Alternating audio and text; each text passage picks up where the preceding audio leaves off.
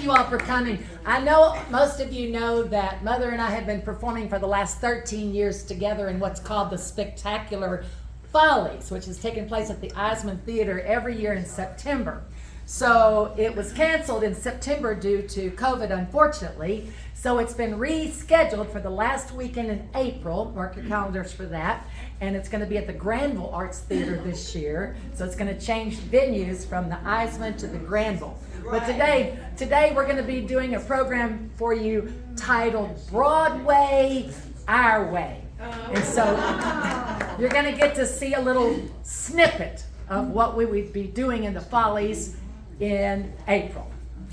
Mother, I have just been noticing lately that you have been looking so down and out. What's wrong? Well, I'm just not happy like I should be. Well, why aren't you happy? What's going on? Well, I've gotten so old. Well, how old are you? I'm old. I went to the doctor and he told me my blood type had been canceled.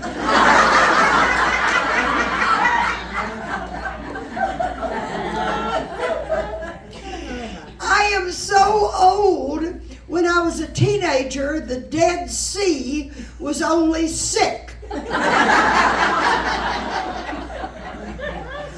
I'm old. Yeah. Well, really, Mother, you have always been so happy. You need to put on a happy face just like everyone here. Gray skies are gonna clear up. Put on a happy face. Brush off the clouds and cheer up. Put on a happy face.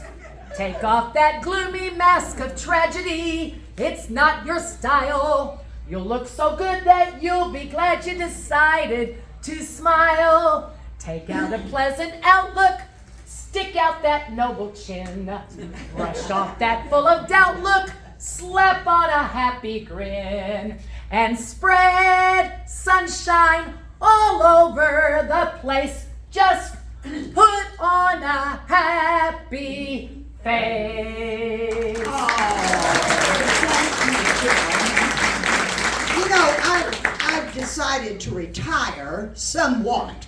I'm like Sarah Bernhardt. She gave, 20, 25 goodbye performances. If any of you were at the Highland Park Methodist Church Wednesday night, I mentioned the fact that I was retiring, and then I said, but this is just the first time. I'll come back next year. But nevertheless, it's time to retire, but I've got someone to whom I can give the whole scene to. Jill. If you call me, I'll refer you to Jill. A lot of people said, well, that she's just the chip off the old block. What is it? The apple doesn't fall far from the tree, so forth. Jill's always enjoyed being on stage. Of course, I was not a stage mother, but I made certain she was on the stage, so I guess I am. Bill White was a choir director at Sunset High School, and I knew him well. And he was going to give this show, a musical, for the kids at Sunset. These high schools now give these lavish musicals. Well, Bill White was giving this musical titled Plain and Fancy. And he called me and he said, I need 2 little children, and I don't want a stage mother. And I know you won't be one, but could I borrow your little boy and your little girl for this show, Plain and Fancy? And of course, Jill was just thrilled to death. The girls, the high school girls, they took her right in to the dressing room, put her makeup on and all. They loved her. But those guys just ignored my son. who'd want a 6-year-old kid. They were pretty well, they had nothing to do with him. So I had to find something for Phil to do during rehearsal, and I bought him an Etch-a-Sketch. Etch-a-Sketch, remember Etch-a-Sketch? So he was quite content with that sitting there. But see, those high school boys saw it and said, "What's that, kid?" "It's my Etch-a-Sketch." Could we see it? And they got it, and they were playing with it themselves. See? And Phil didn't want to cry out loudly, so he just sat there, Bill White, the director, came back and said, "What's wrong?" "They took my Etch-a-Sketch." He lit into those high school boys, "You guys taking this baby's Etch-a-Sketch," and gave it back to him. And Phil made it and did very well, but Jill has never forgotten a song that she sang in that musical, and she's going to sing it for you now, right? She still remembers it. I do. I was 8 years old, and Here, do you want to do this? that's okay. Y'all can hear me, right? Well, I think She taught me how to enunciate and project. But the musical Plain and Fancy is about the Amish people, and they talk about what they grew in the musical. And so one of the songs that I got to sing, they lifted me onto a barrel, and it's called The Alphabet of Food A to Z. And it goes like this: asparagus, broccoli, cauliflower, dandelion greens, and escarole, fennel and grapes, and honeydew melon, iceberg lettuce from the salad bowl, juniper, kale, and lovely lentils, mushrooms, nutmeg, okra, peas, quinces, rutabagas, squash, tomatoes, onions sweet like strawberries,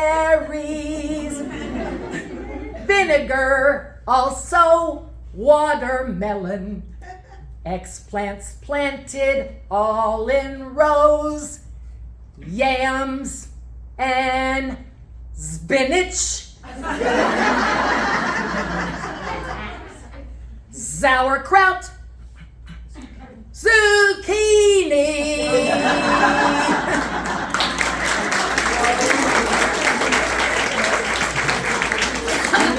And then the song goes, "In Pennsylvania, everything grows." Yeah. Cute show. And another music director of a high school about 3-4 years later was going to do the same show. And he asked Bill White, "How did you do it?" Ask him some things. "How did the show go? We're going to give Plain and Fancy. Where did you get the 2 kids?" He said they were the Rumbley kids. "Oh, I'll call." Now this is 4 years later. This guy was not married, didn't have children, he wasn't thinking. Called and said, "Could I use your children?" In the show, they have their costumes and everything. I said, "Well, Jill was, what were you? 14.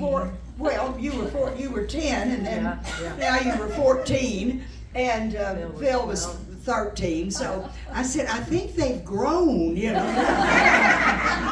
He said, "I'll take them anyway." We did it again. It's just lifting on the barrel. They weren't cute little kids, but that's all right. They were cute big kids. So enough of that. But there's a favorite star that I have always favored in my career and thoughts, and that is Miss Carol Channing. When I was at Dallas Baptist, now university, I directed Hello, Dolly. And Carol Channing was at the Fairmont at the same time we were giving, we were rehearsing Hello, Dolly, and she was at the Fairmont. So I called the Fairmont. Dumb, but I thought, not going to lose anything on this. I called the Fairmont and I said, we're giving Dolly at Dallas Baptist University, and if we could just see her for a second, my cast and I, if we could just see Miss Channing for a second, it would do wonders for this cast. This guy said, wait a minute. Well, this is dumb. He comes back and says, Miss Channing wants you to bring your entire cast to the Fairmont to see the show. Bring a photographer so you can take pictures. We got down there. She was so gracious. She had my dolly come up on the stage with her. And it was just a glorious evening. And then she turned to me and she said, now what time is your show? When is it? And I said, it's March so-and-so or whatever. And on that date, she sent a telegram to the college and wrote a good show from the first Dolly. And she's always been a favorite of mine. She has a distinctive voice, of course. A kiss on the hand may be quite continental, but diamonds are a girl's best friend. A kiss may be grand, but it won't pay the rental on your umball flat. Or help you at the automat. Men grow cold as girls grow old, and we all lose our charms in the end. But square cut or pear shape, these rocks don't lose their shape. Yet diamonds are a girl's best friend. I don't mean rhinestones. Diamonds are a girl's best friend. Carol Channing. Did you think Carol Channing was here? You came out of the office. Good buddy there in the door. Yeah. What did you think? We had a real star here? By the way, she's a star up in heaven. She's no longer living. She just recently died at some wonderful age, like 99. Yeah. She lived forever with her dolly and diamonds, and that was really all she ever did, except she did a show with George Burns. When Gracie died, George Burns replaced Gracie with Carol Channing. What a mistake or whatever. You know, because I can't do Gracie. But, you know, Gracie, how's your cousin? And then she'd go on for, you know, well, he did the same thing with Carol. Carol, how is your cousin? Well, my cousin, it took her forever. It didn't play very well, but at least everybody got to see Carol Channing and George Burns. My husband was a musician. He played George Burns' show. And when George Burns came to town, they called my husband's band, said, come down, rehearse with Mr. They hire a local band. They don't travel with a band. They pick up a local band. And George Burns' piano player was as old as he was. And they met, and he said, well, boys, here's the music, but you may never play it because he may never sing. We don't know what he's going to do. What was he, 100, I think? Finally lived to be 100. I don't know. You can do anything you want to by that time. So, very good. These are musicals that I'm speaking of. I want to go back and tell you the history of the musical comedy. Real quickly, the history of the theater. That goes back to the Greeks. The Greeks had theater. They wrote plays to worship their gods. Theater was for one reason, a form of worship for gods.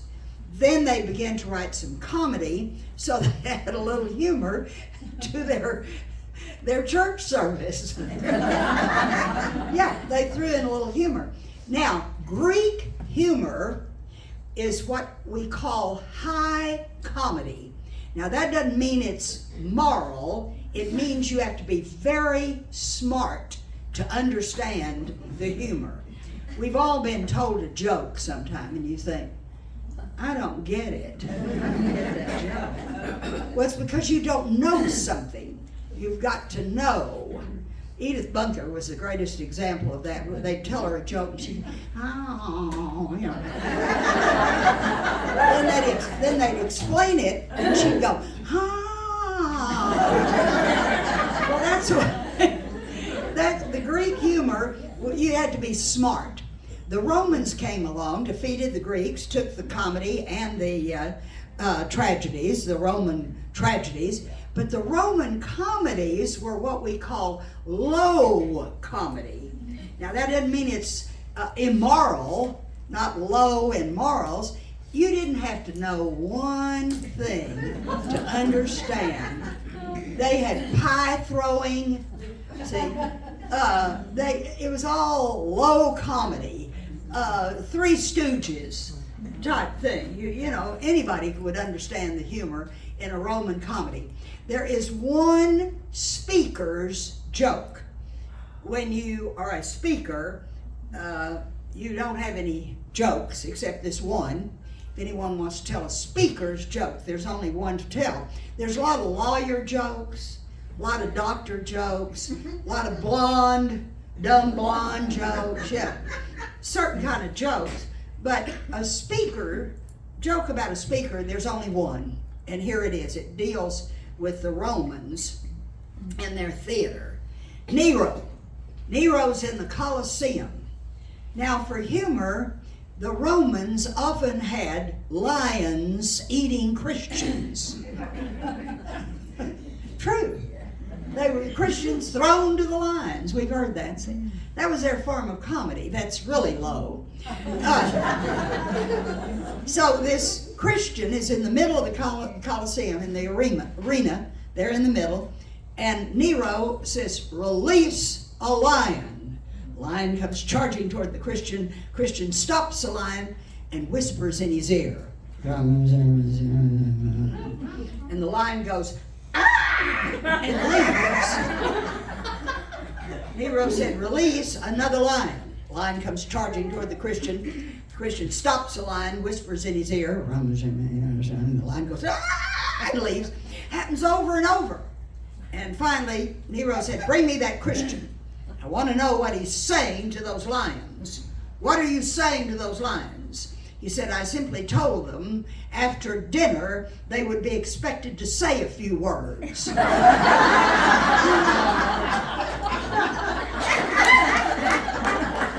That's a speaker's joke. The musical comedy started on Broadway in 1850, that long ago. There were 2 Broadway shows opening, one on one side of Broadway in a theater and one on the other side of Broadway in a theater. And this one show, was a group of French ballerinas. He'd imported them from France and they came to that theater that was to house the ballet burned to the ground. Now this man is hung up with a bunch of ballerinas and he crosses the street. Says, "Are you giving a play?" "Yeah." "Any good?" "Nah." "How would you like a ballerina ever so often to come in?" "Okay, we'll try." Well, they did. These people went in at 7 o'clock in the evening, came out at 11. They'd seen 2 shows, but they didn't know it. But they said, "That was the oddest show we've ever seen." Right in the middle of some dialogue, a ballerina came in. But it kind of livened things up. And those guys said, "We've got something here." And they added some songs. Get it? And first thing you know, it was a musical. And that was the first musical on Broadway. It was called The Crook. That was the name of the play, so they just gave it to the musical. And from then on, you see, people began to write these musicals and so forth. And we've enjoyed musicals ever since. Anybody have a favorite musical? We can't all speak, but raise your hand. Favorite musical? My Fair Lady, Oklahoma, Sound of Music, King and I. The King and I. Oh, we love them all. Molly Brown, there's one. That's good. Oh, gracious, I hadn't thought about Molly in a long time. That's a good show. Yeah. Now, so I've told the whole story, and Jill is going to tell about You're going to do Charlie Brown. No, it's too long. Oh. I'm cutting a number. Okay. Well, I'm cutting a number. She's You all cutting a number. sat can't keep you sitting forever. Well, Mother and I used to go to Broadway every year. We'd cram 3 Broadway shows into 2 days, and we saw so many great shows. But one of our favorite shows started on Broadway in 2006, and it was a total flop. But it gained popularity as it went on and went on and went on. Now let me preface this by saying in the Rumbley family, we have what are called family punchlines. And you all have a family punchline where your family says something and you would only be the people, you'd only be able to understand it. Well, our family punchlines revolve around, of course, musicals. Well, Mother and I in 2006 went to go see the musical The Wiz. And it's the black version of The Wizard of Oz. And we saw it. It was hilarious. By then it had gained popularity. And the greatest scene in this musical, the Wicked Witch of the West is sitting in her chambers. And one of her servants walks in and says, "Wicked Witch of the West, I've got the good news and I've got the bad news. What do you want to hear first?" And she says, "Well, I guess I want to hear the bad news." Well, the bad news is there's a scarecrow, there's a tin man, and there's a lion and a brat. And they told me they're going to do you in. And the Wicked Witch of the West says, "Nobody has ever done in the Wicked Witch of the West." And then the Wicked Witch of the West says, "Well, if that's the bad news, what's the good news?" And this is one of the greatest lines from this musical. And the servant says, "The good news is there ain't no more bad news."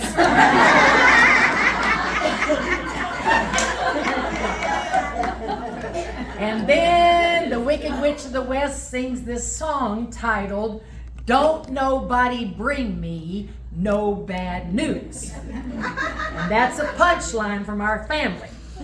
Because if I ever call Mother and say, "Mother, I've got bad news," she breaks out into the song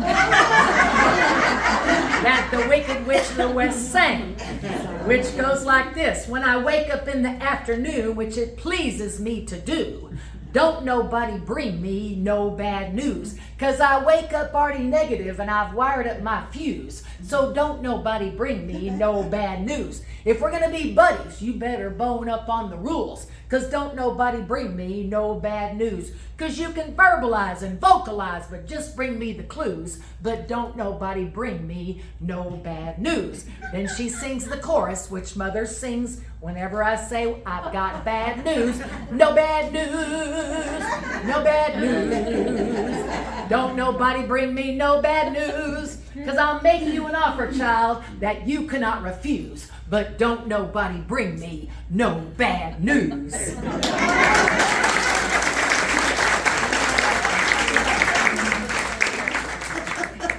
I love that show. Love The Wiz. Love The Wiz.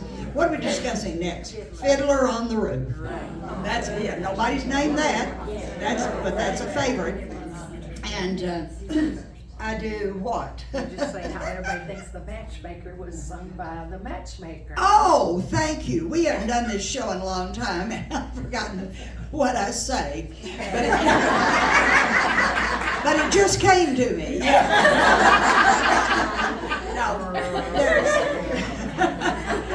Fortunately, I went to college with Mr. Tom Hughes. Everybody remember Tom Hughes of the musicals? People used to ask me, "Rose-Mary, how did you get into the Dallas summer musicals in those shows?" And I said, "Well, I went to school with Tom Hughes, and he loves me, and when he needed me, he'd call me." Now, there were certain parts that I always did. I always did Mayor Shin's wife in Music Man. "One Grecian urn, 2 Grecian urns, and a fountain, trickle, trickle, trickle." That's Mayor Shin's wife.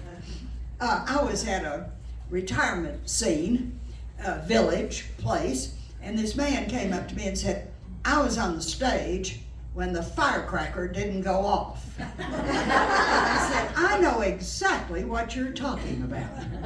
There's a scene in Music Man where Mayor Shin's wife, I played the part, stands up and says, I will now count to 20 in the Indian tongue. Een, teen, t'other, feather, fit. And a firecracker goes off. See, I'm counting in Indian, right? Een, teen, t'other, feather, fit, firecracker. That stops everything. Well, firecracker didn't go off. So I had to keep counting, and the Indian people on the stage, they knew exactly what had happened, and that's why that guy remembered I was on the stage when the firecracker didn't go off, because that is always a disaster when you've got to ad lib. Someone mentioned Oklahoma. I do Ain't Eller. I do Ain't Eller. Oh, the cowman and the farmer should be friends. Oh, the cowman and the farmer should be friends. Well, she has to auction off, Ain't Eller, these picnic baskets. And they bid on them. What am I bid for this basket? 2 bits. Got 2 bits. So. Well, they bid, and then in the middle of the bidding, Judd comes in, and that shuts off the bidding, see. That's the end of it. It's all memorized. It's part of the script. What am I bid? 2 bits, 6 bits, got it. See, and then he comes in. He didn't come in. So we went on bidding. So. And I was having to keep count because there was no script. 8 bits, what? And finally he came in. Oh, and where's the bridge lady? Where is she? Where are you, dear? Oh, you'll love this. Do you know what he was doing? Why he didn't come in? He was backstage playing bridge. Oh, it'll do it. Where were you? You screwed it. Well, no, he got through it, but he said, oh, I'd never been dealt a hand that good.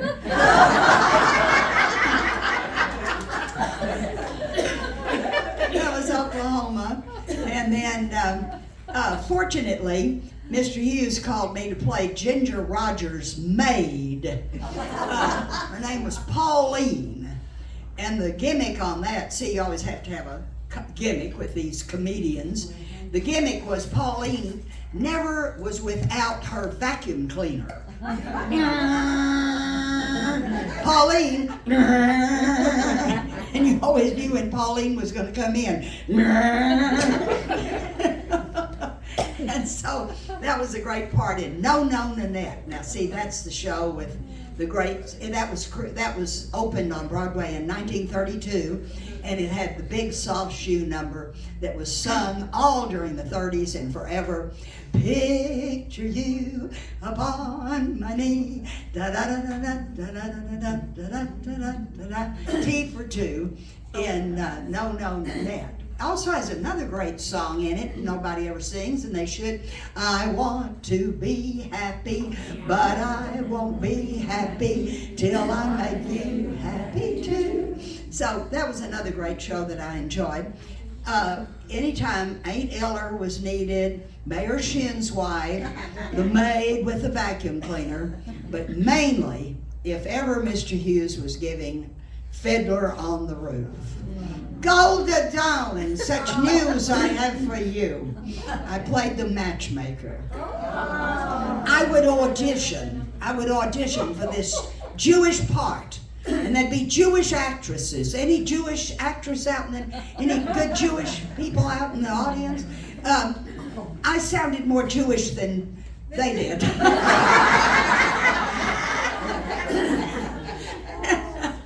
Tom Hughes would say, let the Baptists have the part. Darling, such news I have for you.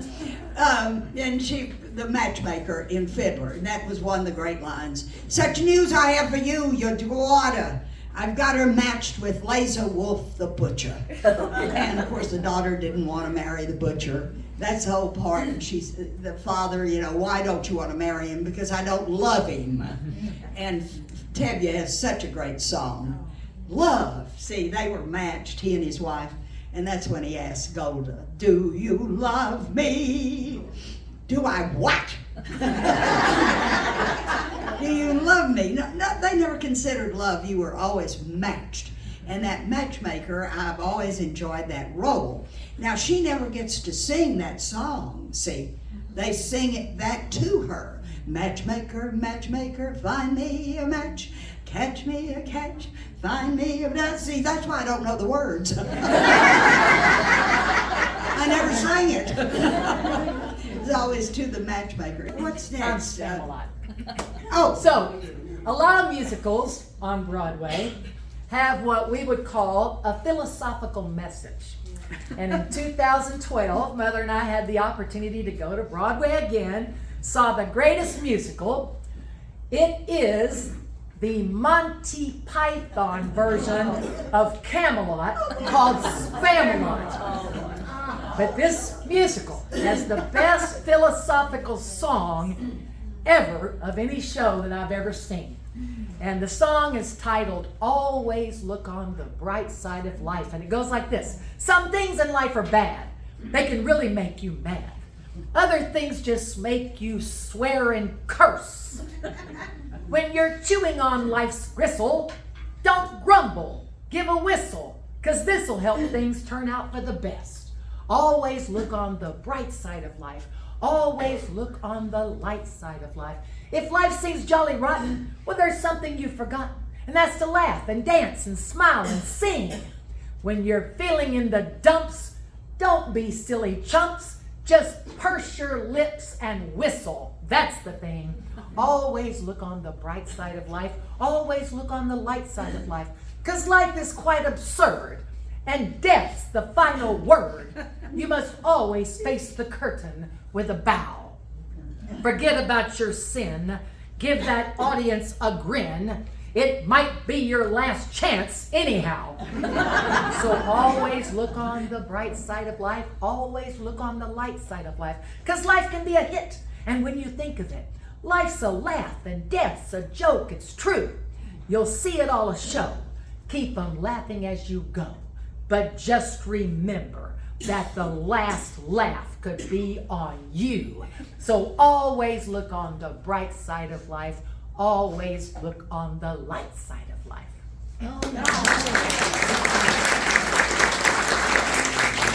okay. We are going to do a scene from the musical Barnum. And I'm going to stay pretty close to the script. Yep.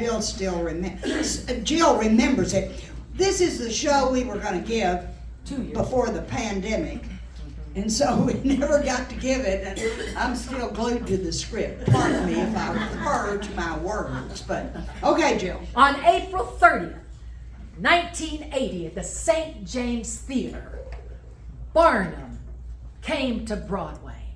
That's right, P.T. Barnum, and the greatest show on earth. Barnum's the name, P.T. Barnum. And I want to tell you that tonight, or today, on this stage, you're going to witness everything that exemplifies my name. You'll see Jumbo, the largest elephant in the world. You'll see the great white whale from Labrador.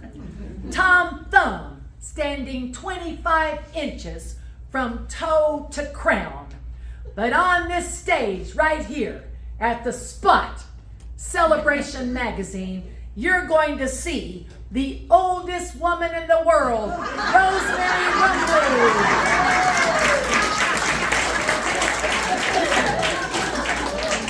Hello, everyone.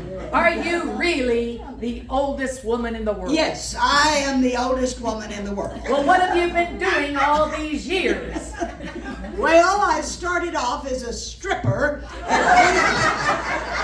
at Baby Dolls on Harry Hines. You were a stripper? Yes, but I outgrew my costume. I think that's a great line. So I had to go into something else. And what was that? I became a nurse. A nurse, like you took care of the sick? No. I became a nanny. I took care of a precious bouncing baby boy. And who was that boy? I was George Washington's nurse. I took care of little George. I made him what he became, the first president of the United States of America, and he never forgot me for what I did. I bet. Well, since you're the oldest woman alive, I bet you've seen a lot of change. Oh, I have. When you see the shape the world is in, when you hear the language, when you see the shape the world is, no. When the way it is ain't what it's been, when folks just care for gold, thank God I'm old. When you take a gander at the news, when you hear the language people use, when no more sweet songs are sung, I can see why you don't want to be young. When you see these folks misbehave, when it's only good times that they crave, when kids are much too bold, thank God I'm old. When there are no more he-men left alive, only 3 out of 5 either locked up or hung, I can see why you don't want to be young. No, I don't want to be young. Well, what do you plan to do now? I plan to continue giving speeches. Let me tell you about the time that I was taking care of George Washington when he discovered America.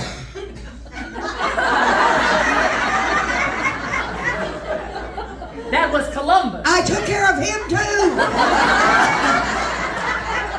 Though my back buckles and bends, and my hair has silvery ends, when I see all of my friends laid out cold, thank God I'm old.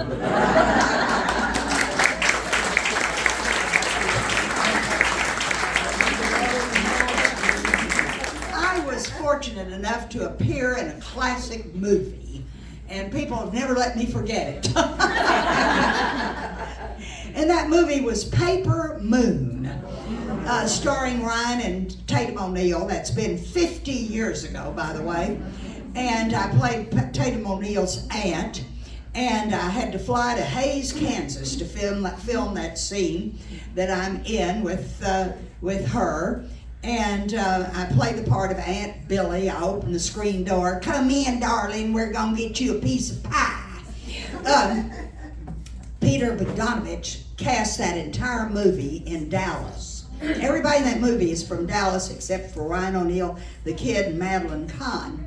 And now everybody in that movie is dead but me and Burton Gilliam. Anybody know Burton? Except, well, Tatum O'Neal and Ryan are still alive, but Burton and I are the only people alive. Anybody know Burton? He went to Woodrow Wilson High School, and he was in Blazing Saddles. He's done so well. His great moment, though, he made a lot of money doing this, was the commercial with this piccati sauce was not made in Texas, it was made in New York City. And Burton says, "New York City, get the rope."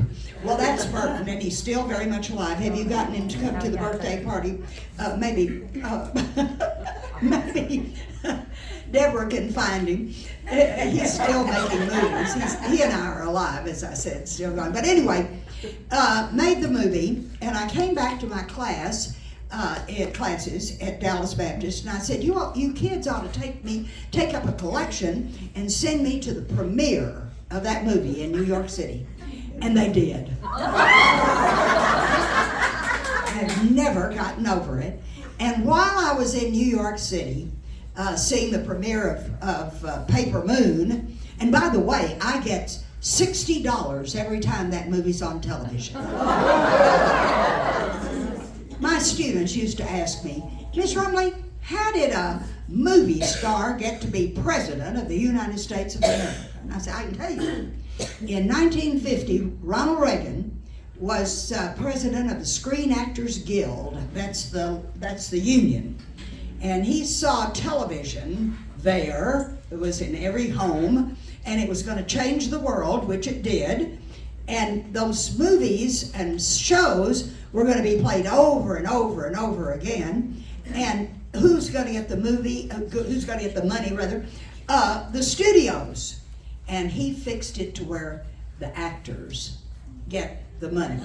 So every time Paper Moon's on, I get $60. Thank you, Ronnie. And it made him so popular in California, they elected him governor, and then president of the United States of America. Well, while I was in New York, I saw a musical titled Pippin. Now, Pippin is the story of Pippin. Pippin was the son of Charlemagne, the great king that Christianized Europe by killing everybody who was not a Christian. That wasn't scriptural, but that's what happened anyway.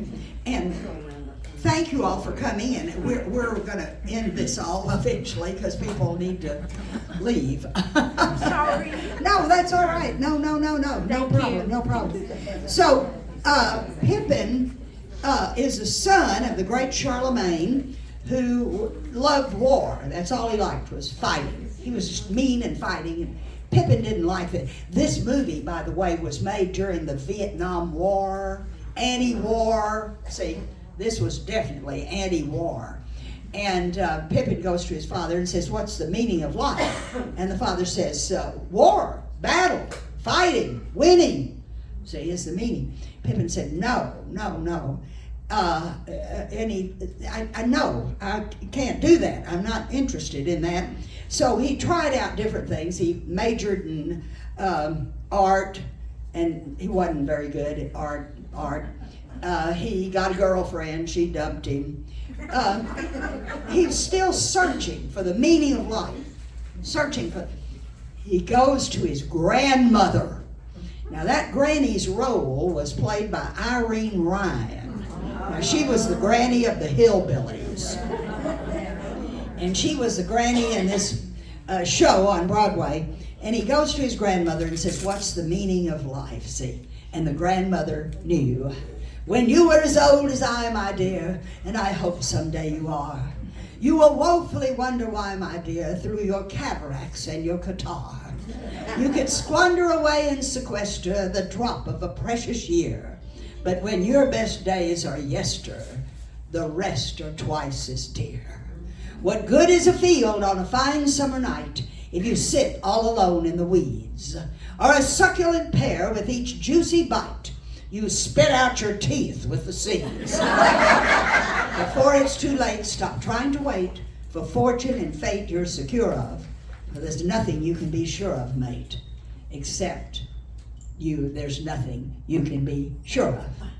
Oh, it's time to start living, time to take a little from the world we're given, time to take time, for spring will turn to fall in just no time at all. Thank you so much, everyone.